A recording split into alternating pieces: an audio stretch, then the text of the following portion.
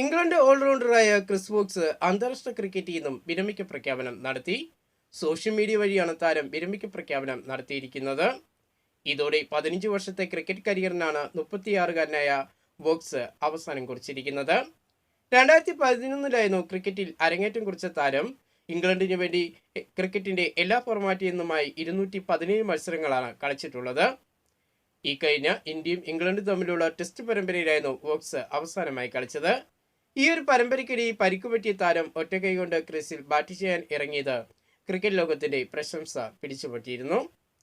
Ashes പരമ്പരയ്ക്കുള്ള England ടീമിൽ നിന്നും താരത്തെ ഒഴിവാക്കിയതിന് പിന്നാലെയാണ് ഇപ്പോൾ ക്രിസ് വോക്സ് അന്താരാഷ്ട്ര ക്രിക്കറ്റിൽ നിന്നും വിരമിക്ക പ്രഖ്യാപനം നടത്തിയിരിക്കുന്നത്.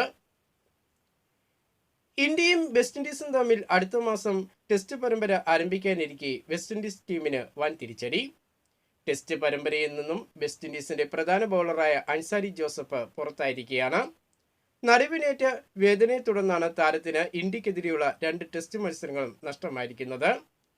കഴിഞ്ഞ ആഴ്ചയായിരുന്നു വെസ്റ്റ് ഇൻഡീസിന്റെ പ്രധാന ബൗളർമാരിൽ ഒരാളായ ഷമർ ജോസഫും ടീമിൽ നിന്നും പുറത്തായത്. അതിന്റെ പിന്നാലെയാണ് ഇപ്പോൾ അൻസാരി ജോസഫിന്റെ അഭാവവും വെസ്റ്റ് ഇൻഡീസ് ടീമിന് വൻ തിരിച്ചടിയായി മാറിയിരിക്കുന്നത്. കൂടുതൽ ക്രിക്കറ്റ് വാർത്തകളും വിശേഷങ്ങളുമായിട്ട് നമുക്കിനി അടുത്ത വീഡിയോയിൽ കാണാം.